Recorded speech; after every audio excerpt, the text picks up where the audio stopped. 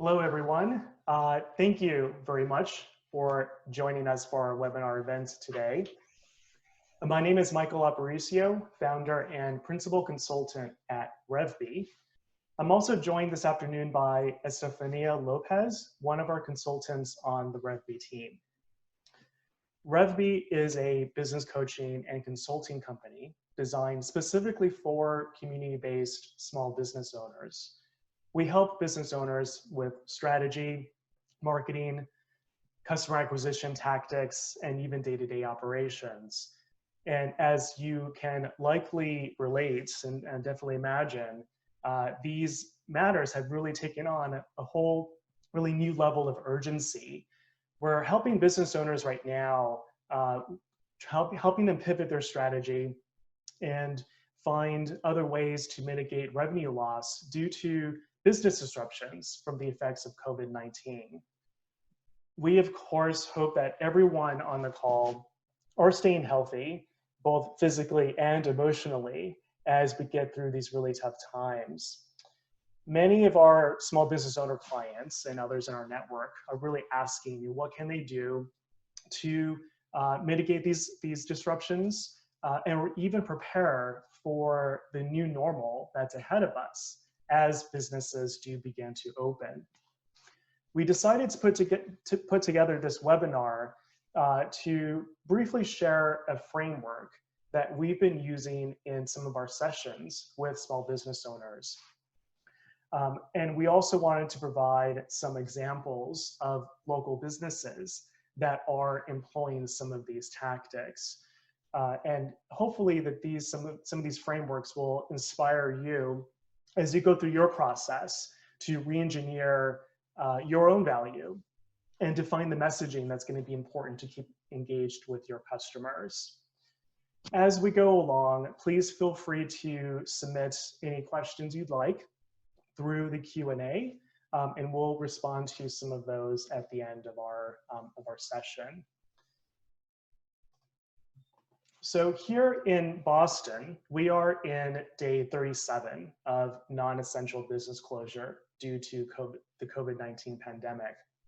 And just yesterday, Governor Baker announced that business closures and stay-at-home orders are going to be extended to May 18. Small business owners are obviously concerned about the prolonged economic impact that these unprecedented times are affecting us on many levels. And of course, there's no question that consumer behavior has really shifted. So of course, we're seeing e-commerce being the new platform for a lot of businesses, and those that have brick and mortar businesses are really struggling with how to pivot there if they didn't have a presence online, or even if their business type really doesn't lend itself well to online commerce.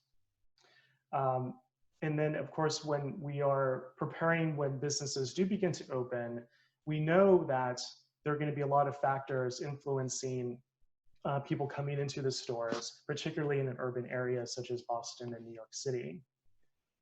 Some business owners we've spoken to are really desperately waiting for things to come back to normal, but our guidance is really to instead take a proactive approach to acknowledge the situation and really take more of a solutions outlook. So again, a framework that we wanted to share today, and trying to keep it as simple as possible, but really kind of looking at three elements. And first, looking to your internal capabilities, your internal resources. What do you have at your disposal? We can kind of think back to a kind of traditional marketing framework called the 5 Ps: product, price, promotion, place, and people. And these are sort of the fundamentals of your business model and how you market and reach out to customers. So you can kind of evaluate, what does your product look like right now? How can it be repackaged? Might it be repurposed? Might the raw materials be repurposed to provide a kind of different kind of value? And also evaluate, beyond the internal aspects and core capabilities, also evaluate what are the changing customer needs.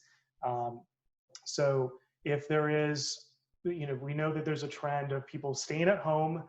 Maybe there's a lot of focus on, homeschooling children, or the more focus on emotional well-being.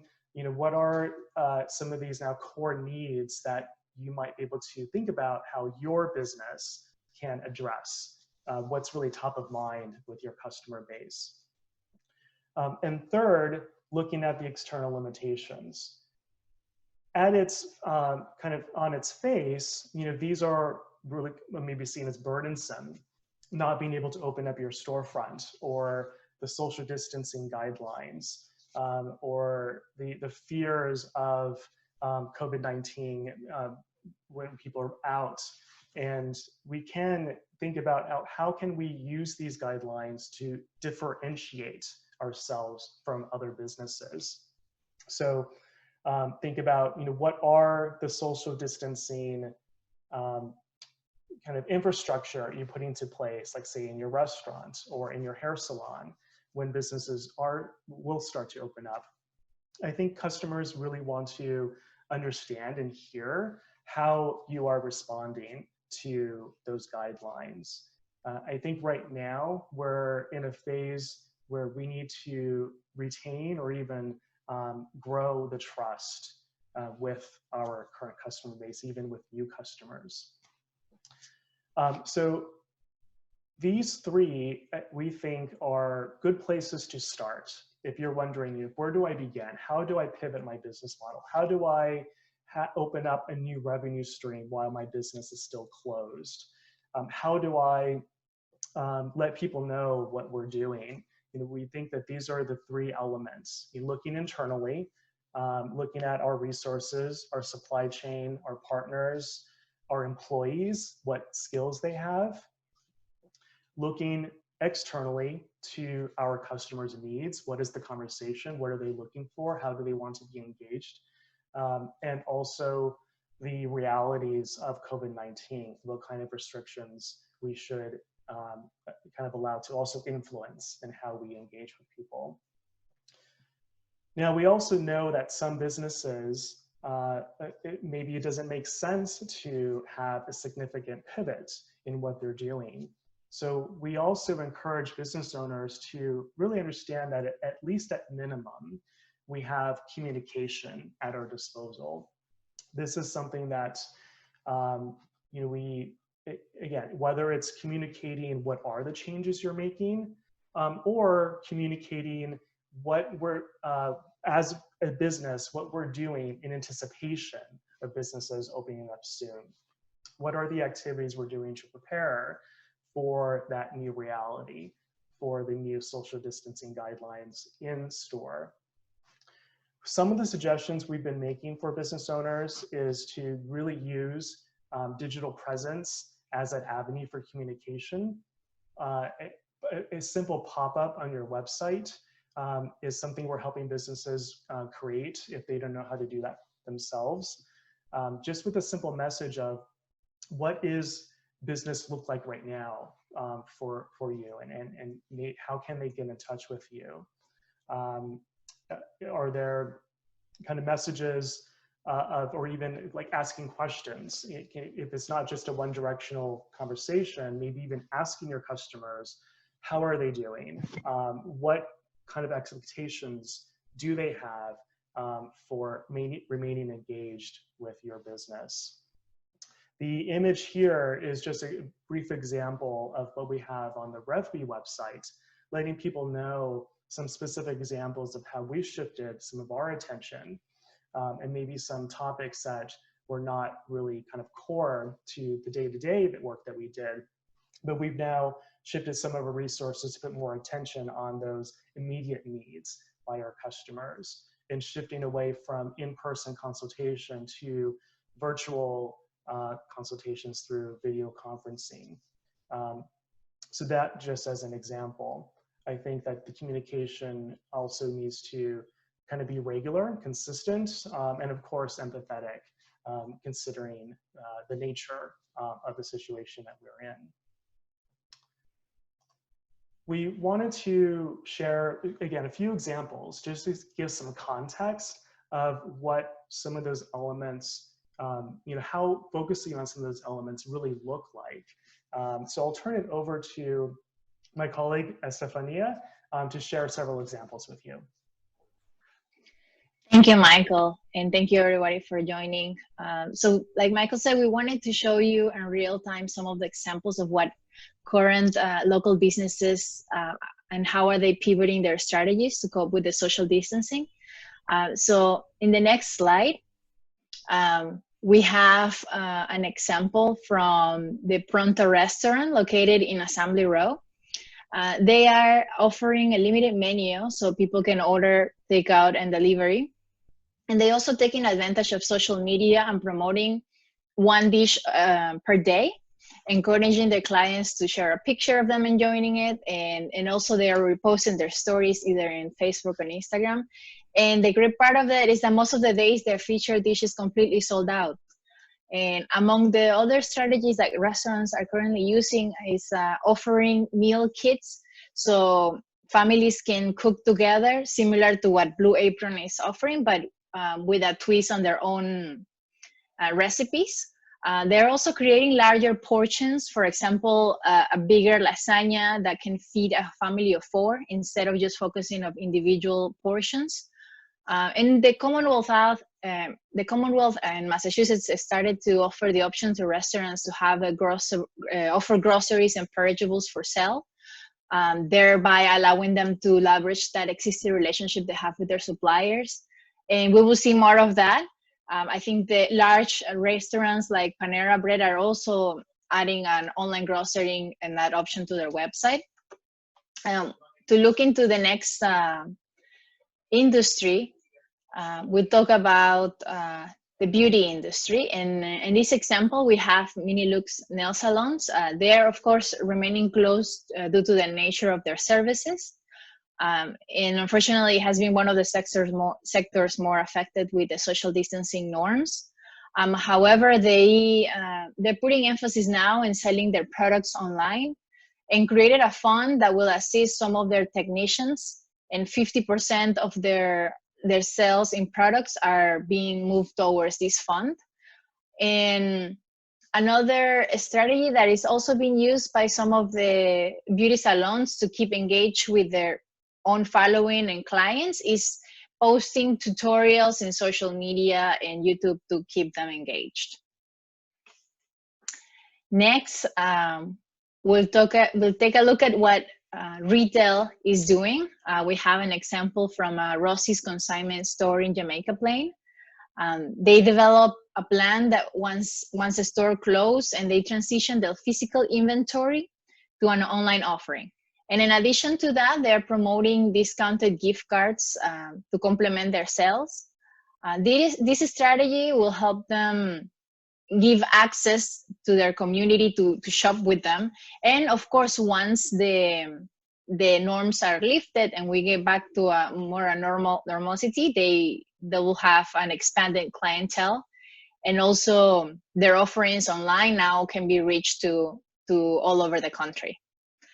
As you can see on the picture from the right, they also funded a successful GoFundMe campaign, and that assisted and allowed them to qualify to obtain a matching grant from the Small Business Relief Fund. But as we stay indoors, in the next slide, you will find that we're also looking for ways to stay entertained as a family and with a group of friends. This company in Newton, Massachusetts called Puzzle Break, they have their physical location, but since nobody can attend right now, they're shifted and pivot to an online offering. Groups of to 12 people can join in and do some break rooms together. And as you can see on the right, most of the times they're completely sold out on weekends. So it's been a great strategy for them. While we stay indoors, it's very important to remain active. In this example from our Cycle Bar location in Wellesley, Massachusetts, Cycle Bar is one of the largest indoor cycling franchises in the world, and they they pivot completely to their online platform, and they encourage some of the online rides. However, at a local level, this branch owner took it upon themselves to make sure that they're engaged with their local clients, which they're still the bread and butter, and they want to remain active, and it's been a great success so far. And in the next slide, we want to encourage you to be creative. Not all of their solutions will be very apparent. We want to show you here a cheeky picture from our liquor store in East Boston. It's called Cappy's. So they brought their client awareness, and they solved, in this case, providing toilet paper that has been high on demand. And right now they're being sold individually in a convenient way at the checkout line. So keep yourself an open-minded and try to find innovative and original ways and solutions to continue with your business. Thank you.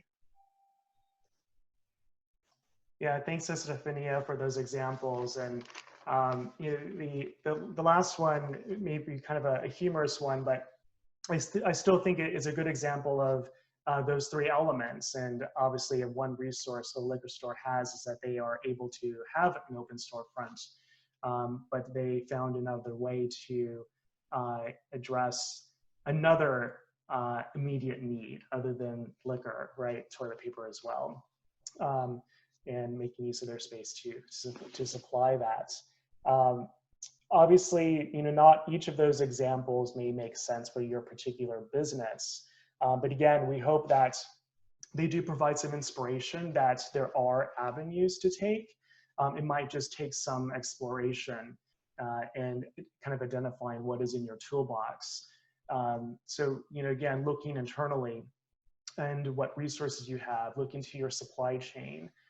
If you work with 1099 consultants, you know, what resources do they have? If they in particular maybe are not a fit for kind of the short-term period, are there others that could jump in if you have that kind of structure?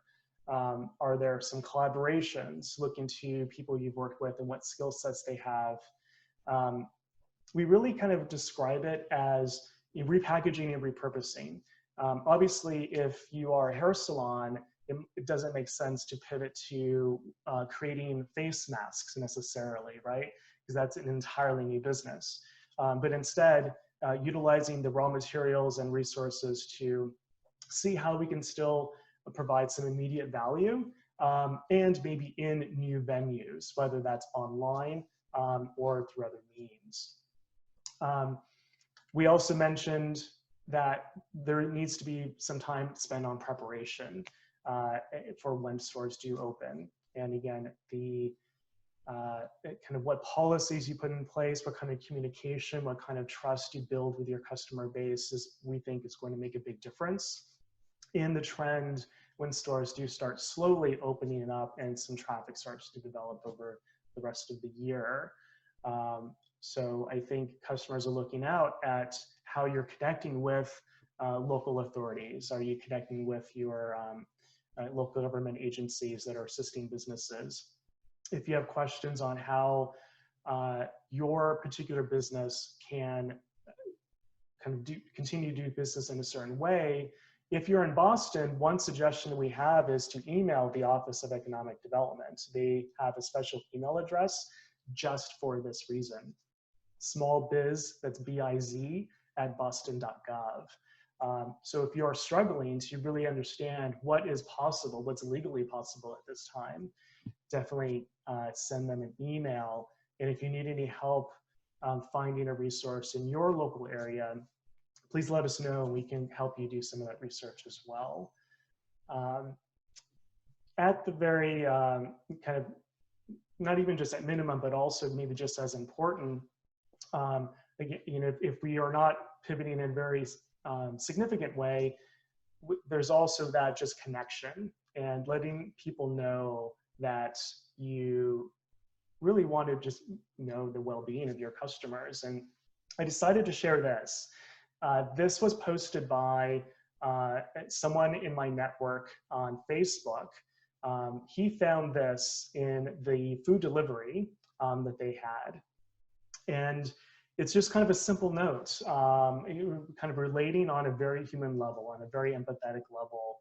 And if you're a business that's kind of really struggling of what to do in this time, this might be something to consider as well, again, to keep engaged. I think the communication aspect of it is pretty key right now, and that there is some consistent communication while we really kind of all kind of figure things out.